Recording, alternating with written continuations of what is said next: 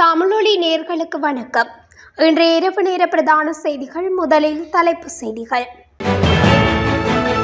குறைந்தபட்ச சம்பளத்தை 50,000 ரூபாவாக அதிகரிக்கவும் ஜனாதிபதிக்கு விசேட கடிதம். கர்ப்பிணி பெண்களுக்கு விடுக்கப்பட்டுள்ள எச்சரிக்கை. நாளைய மின் துண்டிப்பு குறித்து வெளியான தகவல். பிணையில் சென்றவர் உயிரிழப்பு, கான்ஸ்டபிள்கள் 4 கைது. தமிழர் பகுதியில் மீட்கப்பட்ட வெடிகுண்டுகள் விசாரணையில் காவல்துறை. போலீஸ் அதிகாரியின் காதை கடித்த திருடன். யாழில் திசவிகாரை அகற்ற கோரி தொடரும் போராட்டம்.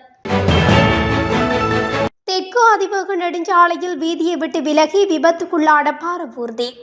தொடர்பான விரிவான செய்திகள்.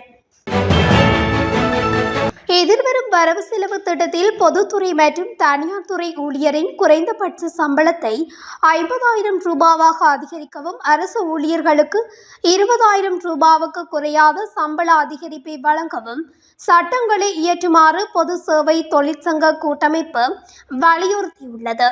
2016ஆம் ஆண்டு ரத்து செய்யப்பட்ட அரசு ஊழியர் ஓய்வூதிய திட்டத்தை எதிர்வரும் வரவு செலவு திட்டத்தில் மீண்டும் நடைமுறைப்படுத்துமாறும் குறித்த அமைப்பு கோரிக்கையை முன்வைத்துள்ளது.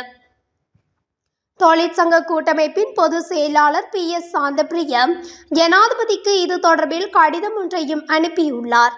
இதன்படி எதிர்வரும் வரவு செலவு திட்டத்தில் அரசு ஊழியர்களின் பிரச்சினைகளுக்கு தீர்வுகளை வழங்குமாறு கோரி 7 சிறப்பு அம்சங்களின் அடிப்படையில் இந்த கடிதம் ஜனாதிபதிக்கு அனுப்பப்பட்டுள்ளது.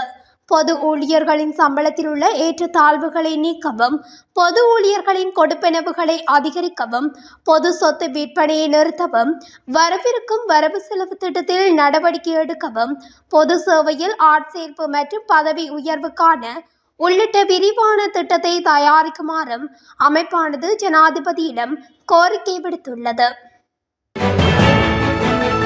நாட்டில் காற்றின் தரம் குறைந்து வருவதன் காரணமாக கர்ப்பிணி தாய்மார்களின் கரு பாதிக்கப்படும் என்று சுவாச வைத்தியர் துமிந்த ஜெசரத்னே தெரிவித்துள்ளார். மாசுபட்ட காற்றானது கருவின் எடையை குறைக்க வழிவகுக்கும் என்றும், புதிதாக பிறந்த குழந்தைகளில் சுவாச பிரச்சினைகளை ஏற்படுத்தக்கூடும் என்றும் அவர் எச்சரித்துள்ளார்.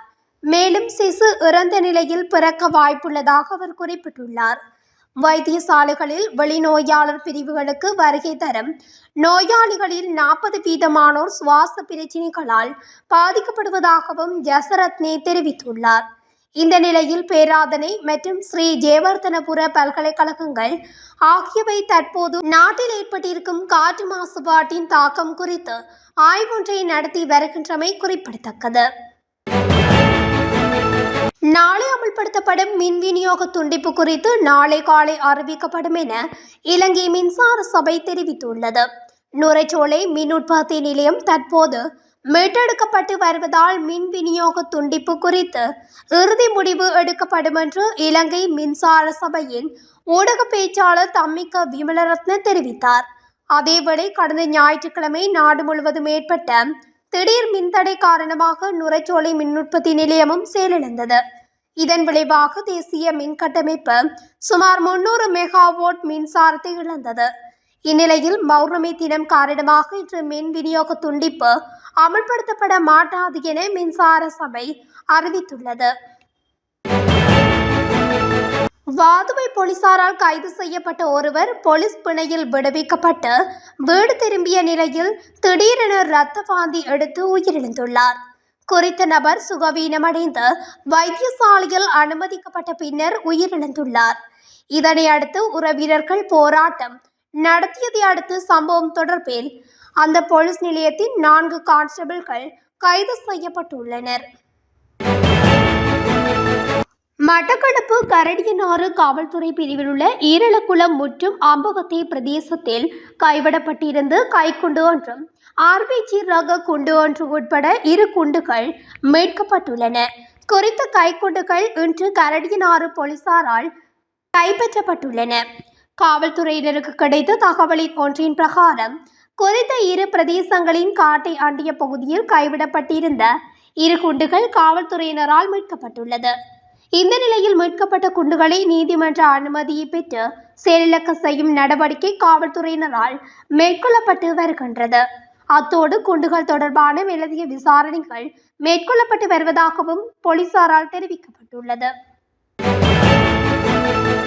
அனுராதபுரத்தில் சந்தேகத்தின் பேரில் கைது செய்யப்பட்ட போது திருடன் ஒரு போலீஸ் அதிகாரியின் காதை கடித்ததில் காயமடைந்த அதிகாரி அனுராதபுரம் போதனா மருத்துவமனையில் அனுமதிக்கப்பட்டுள்ளார். புனித பகுதியில் யாத்ரீகர்களிடமிருந்து பணம் மற்றும் நகைகளை திருடியதாகவும் சந்தேக நபர் கைது செய்யப்பட்டிருந்தார். சம்பவம் தொடர்பில் மேலும் தெரிய வருவதாவது, உடமளவு போலீஸ் நிலையத்தைச் சேர்ந்த துணை இன்ஸ்பெக்டர் ட்ருவன்வெளி செய்யவிலிருந்து ஸ்ரீ மகா போதிக்கு செல்லும் பாதையில் பணியில் ஈடுபட்டிருந்த போது சந்தேக நபர் ஒரு நீர் சேமிப்பு தொட்டியின் அருகே சுற்றி திரிவதாக தகவல் கிடைத்தது. அந்த அதிகாரி அவரை கைது செய்ய முயன்ற போது சந்தேக நபர் அவரது காதுமடலின் ஒரு பகுதியை கடித்திருக்கிறார். இருப்பினும் சம்பவ இடத்துக்கு விரைந்த மற்றொரு அதிகாரியின் உதவியுடன் எஸ்ஐ சந்தேக நபரை கைது செய்ய முடிந்துள்ளது.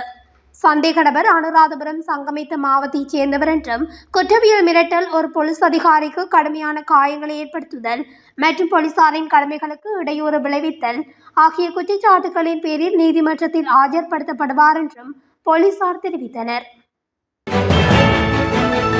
யாழ்ப்பாணம் தையிட்டியில் அமைக்கப்பட்டுள்ள திஸ்ஸ விகாரையை அகற்ற கோரிய போராட்டம் இன்று இடம்பெற்று வருகிறது. தையிட்டியில் சட்டவிரோத விகாரை கட்டுமானத்தை உடனடியாக அகற்றுவதற்கு அரசு நடவடிக்கை எடுக்க வேண்டும் எனவும் சட்டவிரோதமாக கையகப்படுத்தப்பட்ட காணிகளை உரிமையாளர்களிடம் உடனடியாக கையளிக்க நடவடிக்கை எடுக்க வேண்டும் என்றும் வலியுறுத்தி செவ்வாய்க்கிழமை பிற்பகல் 4 மணிக்கு கவனஈர்ப்பு போராட்டம் ஆரம்பமாகியது. இந்த போராட்டம் இன்று மாலை 6 மணி வரை நடந்ததாகவும் போராட்டத்துக்கு பல கட்சிகளும் பேதங்களுமின்றி ஆதரவு வழங்கியதாகவும் தெரிவிக்கப்பட்டுள்ளது. தெற்கு அதிவேக நெடுஞ்சாலையில் இன்று காலை பாரவூர்தி ஒன்று வீதியை விட்டு விலகி அருகிலுள்ள பள்ளத்தில் கவிழ்ந்து விபத்துக்குள்ளாகியுள்ளது. ஹம்மாந்தோட்டையிலிருந்து புத்தளம் நோக்கி சீமெந்து மூடைகளை ஏற்றிச் சென்ற பாரவூர்தி ஒன்றே இவ்வாறு விபத்துக்குள்ளாகியுள்ளது. குறித்த விபத்தில் பாரவூர்தியின் சாரதி படுகாயமடைந்து வைத்தியசாலையில் அனுமதிக்கப்பட்டுள்ளதாக தெரிவிக்கப்படுகிறது. இத்துடன் தமிழொலியின் இன்றைய இரவு நேர பிரதான செய்திகள் நிறைவடைகின்றன. தொடர்ச்சியாக செய்திகளை அறிந்து கொள்ள தமிழொலி ஊடகத்துடன் இணைந்திருங்கள். நன்றி, வணக்கம்.